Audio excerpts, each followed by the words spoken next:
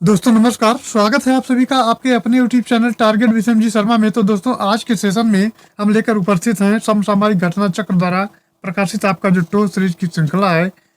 इसके अंतर्गत दोस्तों उत्तर प्रदेश पुलिस कांस्टेबल भर्ती परीक्षा जो कि 2024 में प्रस्तावित है, इसके सीरीज में अगर देखा जाए तो आज का हमारा जो पेपर होने वाला है दोस्तों, प्रैक्टिस पेपर, वो छठवां होने वाला है। इसके पहले के 5 पेपर आपके ऑलरेडी चैनल पर अपलोड कर दिए गए हैं, आप जाकर देख सकते हैं और वहां से इसको प्रैक्टिस कर सकते हैं। तो चलिए फिर आज के सेशन की शुरुआत करते हैं, जिसमें आज का हमारा पहले जो पार्ट है वो हिंदी का है। हिंदी के पार्ट में दोस्तों सामान्य हिंदी के अंतर्गत आपका पहला प्रश्न है। ये कहता है कि निम्नलिखित युग्मों में से कौन सा युग्म गलत है। तो कौन सा युग्म गलत है ये बताना है। तो इसका सही उत्तर हो जाएगा आपका सी हो जाएगा, जो कि भोजपुरी और ये पूर्वी हिंदी इसका सही आंसर हो जाएगा। अर्थात इस युग्म की बात करें तो यहाँ गलत हो जाएगा, और इस प्रश्न की बात करें तो इसका उत्तर ये सी ऑप्शन करेक्ट आंसर होगा। चलिए आगे बढ़ते हैं। अगला क्वेश्चन है क्वेश्चन नंबर 2। उच्चारण स्थान की दृष्टि से कौन सा विकल्प शुद्ध है या अशुद्ध विकल्प बताना है। तो आपका ए वाला ऑप्शन हो जाएगा सा, यानी दंत हो जाएगा। तो ए ऑप्शन इसका करेक्ट आंसर हो जाएगा, ए ऑप्शन इसका सही उत्तर होगा। चलिए दोस्तों तीसरा देखते हैं। तीसरा नंबर कहता है कि निम्नलिखित में से कौन सी व्यंजन ध्वनियाँ स्पर्श संघर्षी कहलाती हैं। निम्नलिखित में से कौन सी व्यंजन ध्वनियाँ स्पर्श संघर्षी कहलाती हैं। तो आपका हो जाएगा चा, छा, जा और झा। अर्थात ऑप्शन आपका ये वाला करेक्ट हो जाएगा। चौथा क्वेश्चन देखते हैं। चौथा क्वेश्चन कहता है कि निम्नलिखित में से कौन सा शब्द समूहवाचक संज्ञा नहीं है। तो ये नेगेटिव में पूछा गया है कि कौन सा नहीं है। नहीं की अगर दोस्तों बात करें तो आपका सभा है, अब ये समूह में होता है। कक्षा है, यहाँ भी बच्चे समूह में होंगे। भीड़ है, तो यहाँ तो ऑलरेडी भीड़ ही है। तो ये सभी जो आपके हैं ये भीड़ से संबंधित है, और समूहवाचक के अंतर्गत अगर बात की जाती है तो वहाँ भीड़ से संबंध उसका होगा। अब जो दौड़ दिया गया है ये आप इसका जो है डिफरेंट हो जाएगा, अर्थात ये समूहवाचक संज्ञा नहीं है। तो फिलहाल डी इसका आंसर करेक्ट आंसर होगा। चलिए आगे बढ़ते हैं। 5वां नंबर क्वेश्चन कहता है सप्ताह में 7 दिन होते हैं। प्रस्तुत वाक्य में दिन शब्द दिया गया है, यहाँ भरना है। पुल्लिंग है कि स्त्रीलिंग है या उभयलिंग है या कुछ नहीं है। तो इसमें जो आपका जो प्रस्तुत वाक्य में दिन है, दिन आपका पुल्लिंग में है, दिन आपका पुल्लिंग शब्द हो जाएगा। तो ये इसका करेक्ट आंसर होगा। अगला देखते हैं। अगला क्वेश्चन आपका 6 नंबर कहता है उत्तम पुरुष सर्वनाम के भेद एक प्रकार हैं। तो ये आपका पुरुषवाचक हो जाएगा, ऑप्शन बी इसका करेक्ट आंसर हो जाएगा। अब 7वां क्वेश्चन देखते हैं। 7वां नंबर कहता है कि सालों बाद प्रवासी पति लौटा। सालों बाद उसका प्रवासी पति लौटा, इस वाक्य में कौन सा शब्द विशेषण है। तो ये दोस्तों प्रवासी शब्द जो हो जाएगा ये विशेषण है, अर्थात ये विशेषता बताता है उसकी कि पति उसका कैसा है, प्रवासी यानी बाहर रहने वाला है। तो ये प्रवासी पति, प्रवासी इसमें आपका जो है ये विशेषण हो जाएगा। चलिए आगे बढ़ते हैं। अगला क्वेश्चन नंबर 8 है। मीरा जोर से हंसी, ये वाक्य क्रिया का समुचित उदाहरण है। मीरा जोर से हंसी, ये वाक्य किस क्रिया का समुचित उदाहरण है। तो दोस्तों ये अकर्मक क्रिया का उदाहरण है, ऑप्शन ये इसका करेक्ट आंसर हो जाएगा। अगला आता है क्वेश्चन नंबर 9 की अगर बात की जाए तो लोग बड़ी बड़ी गाड़ियां लेकर आ रहे थे, वाक्य का काल पहचानिए। तो ये दोस्तों अपूर्ण भूतकाल हो जाएगा, ऑप्शन बी इसका सही उत्तर हो जाएगा। लोग बड़ी बड़ी गाड़ियां लेकर आ रहे थे, तो इसका जो है अपूर्ण भूतकाल हो जाएगा। अगला क्वेश्चन है क्वेश्चन नंबर 10 की अगर बात करें तो 10 नंबर कहता है कि अमीय का तत्सम रूप होगा। क्या अमी होगा, अमृत होगा, अमृत होगा या अमीय होगा। तो इसका जो सही उत्तर हो जाएगा आपका ऑप्शन बी हो जाएगा, अमृत होगा, यानी अमीय का तत्सम रूप हो जाएगा अमृत। चलिए दोस्तों आगे बढ़ते हैं। 11 नंबर की बात करते हैं। तो 11 नंबर कहता है ये आकाश का पर्यायवाची शब्द नहीं है, पूछा गया है। तो कौन सा नहीं है। तो ये अवनी जो है ये आपका आकाश का पर्यायवाची नहीं है। बाकी गगन, अंबर, नभ ये सब आकाश के पर्यायवाची हैं। ये डी वाला ऑप्शन नहीं है। अगला क्वेश्चन आता है 12 नंबर। यह है अवर का विलोम। तो अवर का विलोम होता है प्रवर, आपका बी ऑप्शन करेक्ट हो जाएगा। अगला है क्वेश्चन नंबर 13। 13 नंबर कहता है कि सुधा का अनेकार्थक शब्द क्या है। तो दोस्तों सुधा का हो जाता है अमृत और पानी। इसके अनेक अर्थों की बात करें तो अमृत और पानी हो जाता है सुधा का अनेकार्थक शब्द। चलिए दोस्तों आगे बढ़ते हैं। अब अगला क्वेश्चन हमारा आता है क्वेश्चन नंबर 14। क्वेश्चन नंबर 14 की अगर बात करें तो कहता है कि जिसकी पहले से कोई आशा ना हो उसके लिए एक शब्द चुनना है। तो वो दोस्तों हो जाता है अप्रत्याशित। जिसकी पहले से कोई आशा ना हो तो हो जाएगा अप्रत्याशित। अगला क्वेश्चन है क्वेश्चन नंबर 15। 15 नंबर की अगर बात करी जाए तो सिर फिर जाना का अभिप्राय क्या है? तो दोस्तों सिर फिर जाना का हो जाता है बुद्धि ठिकाने में न रहना। लोग अक्सर कहते हैं हमारा सिर जो है फिर गया है, तो बुद्धि ठिकाने में न रहना ये इसका सही उत्तर हो जाएगा। तो बी वाला ऑप्शन आपका करेक्ट आंसर होगा। आगे बढ़ते हैं, 16 नंबर देखते हैं। 16 नंबर की अगर बात करते हैं तो कहता है काला अक्षर भैंस बराबर लोकोक्ति का सही अर्थ है। तो काला अक्षर भैंस बराबर लोकोक्ति का है पढ़ा लिखा ना होना। काला अक्षर भैंस बराबर का जो लोकोक्ति दी गई है इसका अर्थ होता है पढ़ा लिखा ना होना, अर्थात ये ऑप्शन इसका करेक्ट हो जाएगा। अब आते हैं 17 नंबर क्वेश्चन। 17 नंबर क्वेश्चन कहता है कि श्वेत और श्वेद का अर्थ। तो दोस्तों श्वेत मीन्स होता है सफ़ेद और श्वेद का होता है पसीना। आप बी वाला ऑप्शन आपका करेक्ट हो जाएगा। बी आपका हो जाएगा, पहले श्वेत है फिर श्वेद है, तो ये सफ़ेद और पसीना हो जाएगा। अगला क्वेश्चन है क्वेश्चन नंबर 18। 18 नंबर कहता है कि धड़ाक में प्रत्यय है। प्रत्यय दोस्तों उपसर्ग पहले लगता है, प्रत्यय बाद में लगता है, तो धड़ाक में आक लगेगा, अर्थात बी वाला जो ऑप्शन होगा ये करेक्ट हो जाएगा। 19 नंबर की बात कर लेते हैं।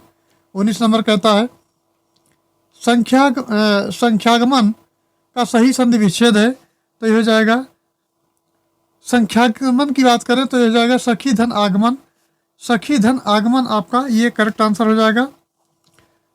और ये सखी हो जाएगा, सखी गमन है, और ये संख्या गमन है, तो ये आपका ई धन आ बराबर आ हो जाता है, तो संख्या गमन यहाँ आ जाता है, तो ई और प्लस आपका आ जाएगा तो ई हो जाएगा, यानी ये आ हो जाएगा तो संख्यागमन हो जाएगा। अब आते हैं क्वेश्चन नंबर 20। 20 की अगर बात करें दोस्तों तो कहता है कि देशभक्ति में कौन सा समास है? तो दोस्तों देशभक्ति में समास है वो तत्पुरुष समास है। देशभक्ति में तत्पुरुष समास हो जाता है। चलिए आगे बढ़ते हैं, क्वेश्चन नंबर 21 की बात करते हैं। क्वेश्चन नंबर 21 कहता है कि निम्न में मिश्रित वाक्य कौन सा है? तो मिश्रित वाक्य में वाक्य को देख लेते हैं। वर्षा हो रही है, मैं पढ़ता हूँ और वो खेलता है। सुधीर पढ़ता है, मैंने सुना कि नीना पास हो गई। तो इसका उत्तर जो करेक्ट होगा दोस्तों वो आपका हो जाएगा, मैंने सुना है कि नीना पास हो गई, अर्थात डी वाला इसका करेक्ट हो जाएगा। अब बढ़ते हैं आगे, क्वेश्चन नंबर 22 की बात करते हैं। तो क्वेश्चन नंबर 22 कहता है निम्नलिखित में से शुद्ध वाक्य का चयन कीजिए। शुद्ध वाक्य आपके वाक्य क्या क्या दिए हैं इसको देखना है पहले। तो कृपया करके खुले पैसे दें। कृपया खुले पैसे देने की दया करें, दया तो किया नहीं जाता है। कृपया खुले पैसे दें या कृपया करके खुले पैसे देने की कृपा करें, कृपा भी नहीं की जाती है। पैसा देना है तो कृपा किस बात की है? तो आपका हो जाएगा ऑप्शन सी, कृपया खुले पैसे दें, कृपया छुट्टे पैसे दें।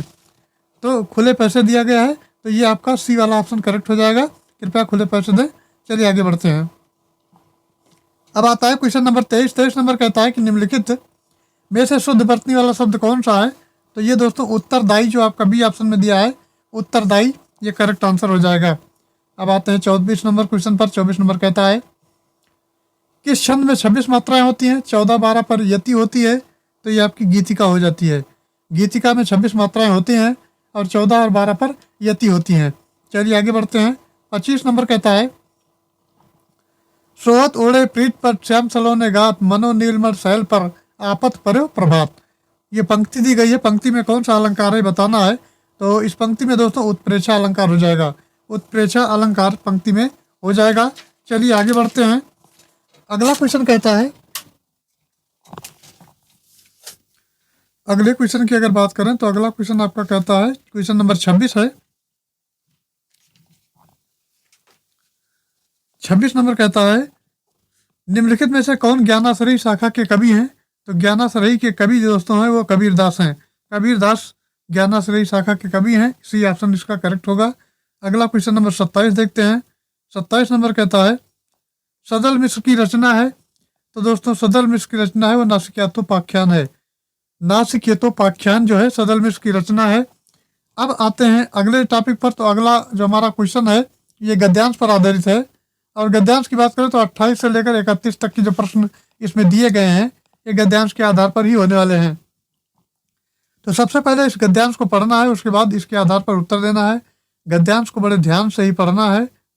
चलिए अब इसको थोड़ा छोटा कर लेते हैं, उसके बाद शुरू करते हैं। तो कुंती अपने लाडले लाल को, अपने हृदय के टुकड़े को, अपने प्यारे नवजात शिशु को नदी में छोड़कर लौट आई।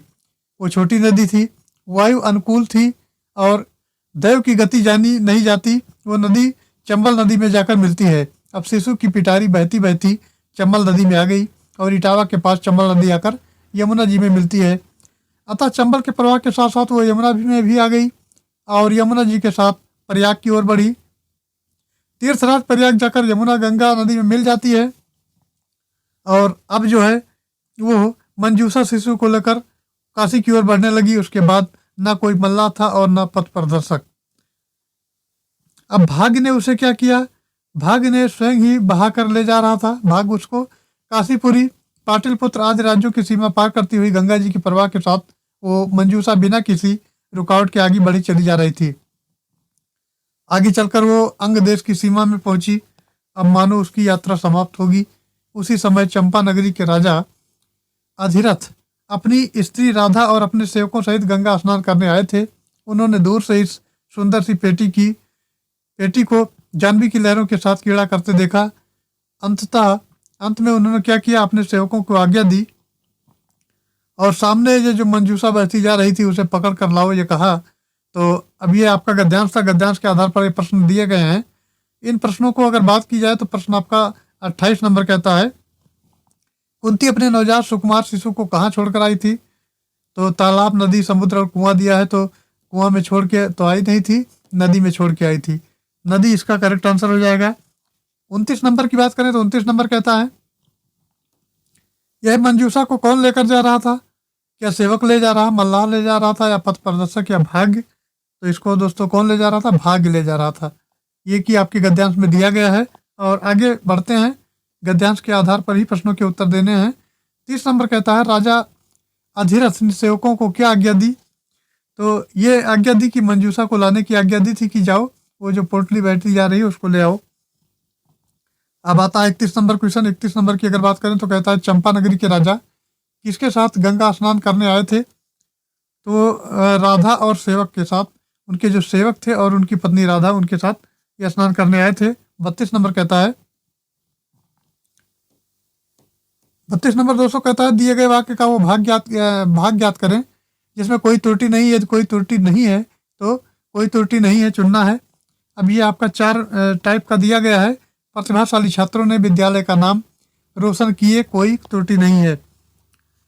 तो इसमें दोस्तों प्रतिभाशाली छात्रों ने विद्यालय का नाम रोशन किया, किए नहीं होता है। तो ये 3 वाला आपका गलत हो जाएगा और 3 वाला ऑप्शन बी में दिया गया है। ऑप्शन बी इसका सही उत्तर हो जाएगा। चलिए फिर आगे बढ़ते हैं। अगला क्वेश्चन है 33 नंबर। 33 की बात की जाए अगर तो कहता है, निम्नलिखित में से यानी निम्नलिखित प्रश्न में 4 विकल्पों में से उस विकल्प का चयन करें जो मुहावरे का अर्थ व्यक्त करता है।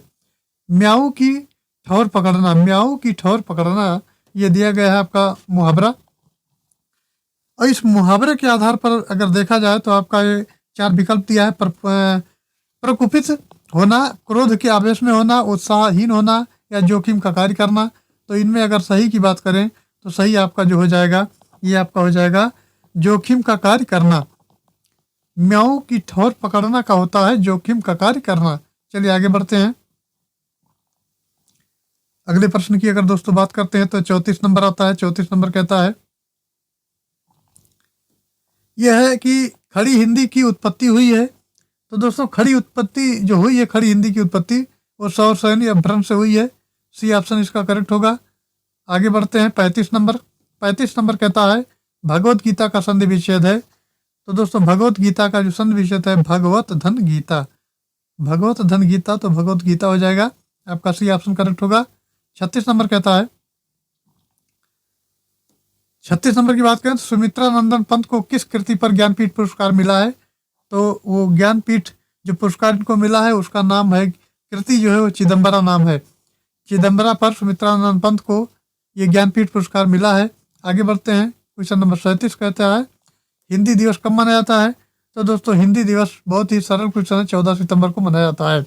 ये सभी लोग जानते होंगे, हिंदी दिवस 14 सितंबर को मनाया जाता है। चलिए आगे बढ़ते हैं। अभी आता है सामान्य ज्ञान का प्रश्न। अभी तक आपके जो 37 प्रश्न थे हिंदी से थे, सामान्य ज्ञान की अब चर्चा की जाती है।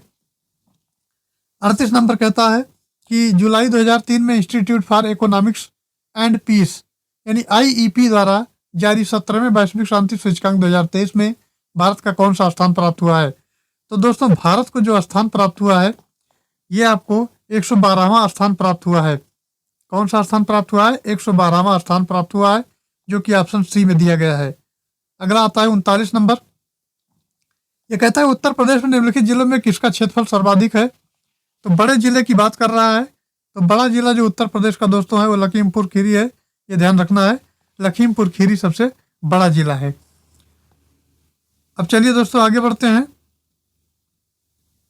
अगला क्वेश्चन आपका है क्वेश्चन नंबर 40। 40 कहता है कि भारत की सबसे बड़ी जनजाति कौन सी है। तो सबसे बड़ी जो जनजाति होती है भारत की वो आपकी है गोंड जनजाति समूह। गोंड जनजाति है जो सबसे बड़ी जनजाति है। अगला है 41 नंबर। ये कहता है कि निम्नलिखित में से कौन सही सुमेलित नहीं है, पूछा गया है। कोयला है सोनभद्र से इसका संबंध है, बलुआ पत्थर मिर्जापुर, सिल्का बालू इलाहाबाद या प्रयागराज, यूरेनियम झांसी। इसमें कौन सुमेलित नहीं है अर्थात किसका सुमेल गलत है। तो ये दोस्तों यूरेनियम झांसी का है, ये गलत हो जाएगा। यूरेनियम जो है ये झांसी में नहीं पाया था, तो ये इसका गलत हो जाएगा। चलिए आगे बढ़ते हैं। और बाकी आपका सही है। आपका कोयला जो है, कोयला ये आपका सोनभद्र, बलुआ पत्थर मिर्जापुर, सिल्का बालू इलाहाबाद, लेकिन ये आपका डी वाला करेक्ट होगा। चलिए आगे बढ़ते हैं। ये आपका झांसी में नहीं पाया जाता है। चलिए 42 नंबर देखते हैं। 42 नंबर कहता है 28 सितंबर 2023 में डॉक्टर MS स्वामीनाथन का निधन हो गया। वो क्या थे? क्या वो कृषि वैज्ञानिक थे, राजनीतिक थे, लेखक थे या अर्थशास्त्री थे? तो ये बताना है कि वो क्या थे। तो वो दोस्तों जो थे वो कृषि वैज्ञानिक थे। वो एग्रीकल्चर साइंटिस्ट एग्रीकल्चर साइंटिस्ट थे, वो कृषि वैज्ञानिक थे। चलिए आगे बढ़ते हैं। अगला क्वेश्चन 43 नंबर आता है। यह भारतीय चारागाह का चारा अनुसंधान संस्थान कहाँ स्थित है? तो ये दोस्तों झांसी में स्थित है। ऑप्शन सी करेक्ट आंसर हो जाएगा। 44 नंबर कहता है गुप्तकाल के दौरान सोने के सिक्कों को निम्न में से किस नाम से पुकारा जाता था? तो उस समय दीनार के नाम से गुप्तकाल के सिक्कों को जो है सोने के जो सिक्के होते थे उनको दीनार के नाम से पुकारा जाता था। और 45 नंबर की चर्चा करते हैं। तो कहता है कि डायनोमो ऊर्जा परिवर्तित करता है, किसमें से किससे क्या करता है? तो ये वैद्युत को यांत्रिक में, चुंबकीय विद्युत को वैद्युत में और यांत्रिक को वैद्युत में। तो डायनोमो जो होता है ये आपका यांत्रिक को वैद्युत ऊर्जा में प्रयोग करता है, अर्थात जो जनरेटर वगैरह में लगा रहता है तो यांत्रिक ऊर्जा से वैद्युत ऊर्जा में इसका प्रयोग करता है। चलिए दोस्तों आगे बढ़ते हैं। अगला क्वेश्चन आपका 46 नंबर है। 46 की अगर बात करते हैं तो यह नवंबर 2023 में इंटरनेशनल एमी अवार्ड 2023 में किस भारतीय को इंटरनेशनल एमी डायरेक्टोरेट पुरस्कार से सम्मानित किया गया है? तो ये दोस्तों हो जाएंगे एकता कपूर। एकता कपूर को पुरस्कार ये आपका सम्मानित किया गया है पुरस्कार से। तो डी इसका करेक्ट आंसर हो जाएगा। चलिए आगे बढ़ते हैं। अगला क्वेश्चन है 47 नंबर। 47 नंबर की अगर बात करें तो उत्तर प्रदेश के लोकायुक्त का जो पद धारण अवधि है वो कितने वर्ष का है? तो लोकायुक्त का पद धारण 8 वर्ष का होता है। अब आते हैं 48 नंबर क्वेश्चन पर। यह कहता है डेसिबल इकाई का प्रयोग किसके मापन में किया जाता है? तो डेसिबल दोस्तों ध्वनि की तीव्रता में किया जाता है। ध्वनि की तीव्रता इसका करेक्ट आंसर होगा। 49 नंबर पर चलते हैं। यह कहता है कि अक्टूबर 2023 में भारत के पहले जैव विविधता आनुवंशिक सिल्क टेक पार्क का शुभारंभ कहाँ किया गया है? तो ये दोस्तों पंचमढ़ी में किया गया है। पंचमढ़ी इसका करेक्ट आंसर हो जाएगा। आगे बढ़ते हैं। 50 नंबर क्वेश्चन की बात करते हैं। तो ये कहता है कि भारतीय संविधान की 7वीं अनुसूची के अंतर्गत राज्य सूची में निम्न में किसका उल्लेख किया गया है? तो राज्य सूची में दोस्तों पुलिस का उल्लेख किया गया है। चलिए आगे बढ़ते हैं। आगे क्वेश्चन दिया है हमारा 51 नंबर। 51 नंबर कहता है निम्नलिखित में से कौन सा विकलांग व्यक्तियों को का जो अंतर्राष्ट्रीय दिवस के रूप में उसको मनाया जाता है? प्रश्न एक बार पुनः देखते हैं। निम्न में से कौन सा विकलांग व्यक्तियों का अंतर्राष्ट्रीय दिवस के रूप में मनाया जाता है? तो वो दिन होता है 3 दिसंबर का। 3 दिसंबर को मनाया जाता है। 52 नंबर की बात करें तो कहता है रक्त समूह जो ओ है, तो वो तो आपका सर्वदाता होता है। तो सर्वदाता इसका करेक्ट आंसर हो जाएगा। इसमें आपका AB जो होता है ये सर्वग्राही होता है और O जो होता है सर्वदाता होता है। O जो है सबको ब्लड दे सकता है, वो वाला जो होगा वो सबको दे सकता है। AB वाला सबसे ले सकता है, लेकिन O वाला जो है AB सबसे ले सकता है, O सबको दे सकता है और O को जरूरत पड़ी तो O ही से ले सकता है। चलिए आगे बढ़ते हैं। अगला क्वेश्चन है क्वेश्चन नंबर 53 की अगर बात करें तो ये कहता है कि निम्नलिखित में से किस खाद्य पदार्थ में उच्चतम प्रति ग्राम कैलोरी का मान होता है? तो वो दोस्तों घी में होता है। घी इसका राइट जवाब होगा। आगे आते हैं। 54 नंबर क्वेश्चन कहता है कि लिंगराज मंदिर अवस्थित है। तो दोस्तों लिंगराज मंदिर जो अवस्थित है भुवनेश्वर में अवस्थित है। भुवनेश्वर इसका करेक्ट आंसर हो जाएगा। चलिए दोस्तों आगे बढ़ते हैं। 55 नंबर की बात करते हैं। 55 नंबर कहता है यह सितंबर 2023 में संपन्न वर्ष की चौथी और अंतिम ग्रैंड स्लैम प्रतियोगिता यूएस ओपन 2023 का पुरुष एकल वर्ग का खिताब किसने जीता है? तो आपका ऑप्शन दिया है ये नोवाक जोकोविच, राफेल नडाल और डैनिल मेदवेदेव और ये कार्लोस अल्कराज। तो इसका उत्तर दोस्तों जो हो जाएगा, ये आपका करेक्ट उत्तर हो जाएगा नोवाक जोकोविच। ये ऑप्शन करेक्ट होगा। 56 नंबर की अब बात कर लेते हैं। तो कहता है महर्षि वाल्मीकि आश्रम स्थापित है? तो ये दोस्तों बिठूर में स्थापित है।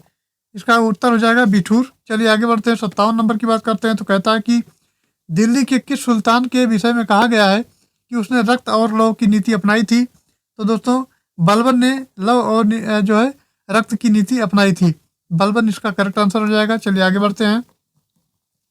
अब आ जाते हैं अगले प्रश्न पर। तो अगला 58 नंबर कहता है कि अंतर्राष्ट्रीय श्रम संगठन का मुख्यालय कहाँ स्थित है? तो दोस्तों अंतर्राष्ट्रीय श्रम संगठन का मुख्यालय आपका जेनेवा में स्थित है। जेनेवा इसका करेक्ट आंसर हो जाएगा। चलिए दोस्तों आगे बढ़ते हैं। 59 नंबर की बात करते हैं। तो 59 नंबर कहता है कि भारत का उपराष्ट्रपति बनने के लिए न्यूनतम आयु कितनी होनी चाहिए? तो न्यूनतम आयु आपकी 35 वर्ष होनी चाहिए वो भारत के उपराष्ट्रपति बनने के लिए। अब 60 नंबर पर चलते हैं। 60 नंबर कहता है निम्नलिखित में से कौन सा उत्तर प्रदेश का राजकीय पुष्प है? तो ये दोस्तों आपका पलाश है, जो ये उत्तर प्रदेश का राजकीय पुष्प है। आगे बढ़ते हैं। 61 नंबर कहता है कि वर्तमान में भारतीय अंतरिक्ष अनुसंधान संगठन जो है आपका इसरो है, इसके अध्यक्ष कौन है? तो इसके अध्यक्ष हैं, उनका नाम है doctor S Somnath. Doctor S Somnath जो है अंतरिक्ष अनुसंधान संगठन के इसरो के अध्यक्ष हैं। चलिए आगे बढ़ते हैं। अगला आपका 62 नंबर है। 62 की बात करें तो कहता है संसद की जो लोक सेवा समिति है उसके अध्यक्ष की नियुक्ति किया जाता है, किसके द्वारा किया जाता है? तो दोस्तों लोकसभा के अध्यक्ष के द्वारा किया जाता है। ये ऑप्शन इसका करेक्ट होगा, लोकसभा के अध्यक्ष के द्वारा। 63 नंबर कहता है उत्तर प्रदेश में प्रथम दुग्ध सहकारी समिति की स्थापना हुई थी, कब हुई थी? तो ये समिति की स्थापना दोस्तों इलाहाबाद में, जो कि अब प्रयागराज नाम से जाना जाता है, तो हुई थी इलाहाबाद में। इलाहाबाद इसका करेक्ट आंसर हो जाएगा। अब आते हैं 64 नंबर क्वेश्चन पर। 64 नंबर कहता है कि उत्तर प्रदेश में सर्वाधिक साक्षरता प्रतिशत वाला जनपद कौन सा है? तो ये दोस्तों आपका जो ये आपका जिला है, यानी सर्वाधिक साक्षरता वाला, तो गौतम बुद्ध नगर हो जाएगा। गौतम बुद्ध नगर वाला जो आपका जिला है गौतम बुद्ध नगर, वो सर्वाधिक साक्षरता वाला प्रतिशत वाला जनपद है। चलिए आगे बढ़ते हैं। अगला है आपका 65 नंबर। 65 नंबर कहता है कि उत्तर प्रदेश का राज्य चर्म विकास एवं विपणन निगम लिमिटेड कहाँ स्थित है? तो ये आपका आगरा में स्थित है। आगरा इसका करेक्ट आंसर होगा। 66 नंबर की बात करते हैं। तो ये कहता है ऑपरेशन फ्लड निम्नलिखित में से किससे संबंधित है? तो ये दोस्तों भारत में दुग्ध उद्योग से संबंधित है। ये क्या है? ऑप्शन सी करेक्ट होगा। भारत में दुग्ध उत्पादन जो है दुग्ध उद्योग हो जाएगा। चलिए अगला देखते हैं। 67 नंबर। 67 की अगर बात करें तो ये कहता है कि टिटनेस का कारण होता है, तो टिटनेस का कारण जो आपका होता है वो क्लस्ट्रीडियन होता है। क्लस्ट्रीडियन इसका उत्तर हो जाएगा। आगे आंसर नंबर देखते हैं। तो कहता है निम्नलिखित में से गोरखपुर लिंक एक्सप्रेस वे से लाभान्वित जिला नहीं है। अब कौन सा जिला है जो गोरखपुर लिंक एक्सप्रेस से लाभान्वित नहीं है? तो आजमगढ़ संत ये सब है, बस्ती आपका नहीं है। बस्ती करेक्ट आंसर हो जाएगा। 69 नंबर की बात करते हैं। भारत की सबसे पुरानी नदी घाटी परियोजना कौन सी है? तो ये दामोदर नदी घाटी परियोजना भारत की सबसे पुरानी नदी घाटी परियोजना है। चलिए दोस्तों आगे बढ़ते हैं। अगला क्वेश्चन 70 नंबर आता है। 70 नंबर कहता है कि हिमाचल प्रदेश है जो आपका, हिमाचल प्रदेश में कौन सा दर्रा स्थित है? तो जो सिपकीला दर्रा है वो हिमाचल प्रदेश में स्थित है, याद रखना है। 71 नंबर कहता है भारत की किस राज्य की सबसे लंबी तटरेखा है? तो दोस्तों गुजरात राज्य हो जाएगा। ये आपका पिछले आर में पूछा गया था। सबसे लंबी तटरेखा वाला राज्य जो है गुजरात है। इसका करेक्ट आंसर हो जाएगा। अगला क्वेश्चन आता है 72 नंबर। 72 की बात करें तो ये प्लासी की लड़ाई किसके बीच लड़ी गई थी? तो ये दोस्तों सिराजुद्दौला और रॉबर्ट क्लाइव के बीच लड़ी गई थी। सी इसका सही जवाब होगा। आगे बढ़ते हैं। 73 नंबर। 73 नंबर कहता है कि रविंद्रनाथ टैगोर की गीतांजलि का संग्रह है। तो ये दोस्तों कविताओं का संग्रह है, ये ध्यान रखना है। कविताओं का संग्रह उसे हो जाएगा। 74 नंबर कहता है कि गुजरात में साबरमती आश्रम की स्थापना गांधी जी ने किस वर्ष की थी? तो वो 1917 में गांधी जी ने गुजरात में साबरमती आश्रम की स्थापना की थी। 1917 हो जाएगा। चलिए आगे बढ़ते हैं। 75 नंबर क्वेश्चन की बात करते हैं तो कहता है उस्ताद जाकिर हुसैन का संबंध संगीत के किस वाद्य यंत्र से है, अर्थात कौन सा वाद्य यंत्र वो बजाते थे। तो वो दोस्तों तबला वादक थे, तबला वादक। तबला इसका करेक्ट आंसर हो जाएगा, ऑप्शन बी में दिया गया है तबला। तो दोस्तों ये रहे आपके हिंदी और जीएस के पोर्शन। आई होप जानकारी समझ में आई होगी। और आगे के पोर्शन आपके जो दिए गए हैं ये आपके संख्यात्मक योग्यता है, रीजनिंग है और आपका मानसिक, ये सब सारी चीज़ें जो कैलकुलेटिव हैं दिए गए हैं। और सारे कैलकुलेशन यहाँ करना संभव नहीं है, इसलिए पीडीएफ आपको टेलीग्राम ग्रुप पर भेज दी जाएगी और आप टेलीग्राम ग्रुप से ज्वाइन होकर के पीडीएफ को प्राप्त कर लें, इसको हल करते रहें।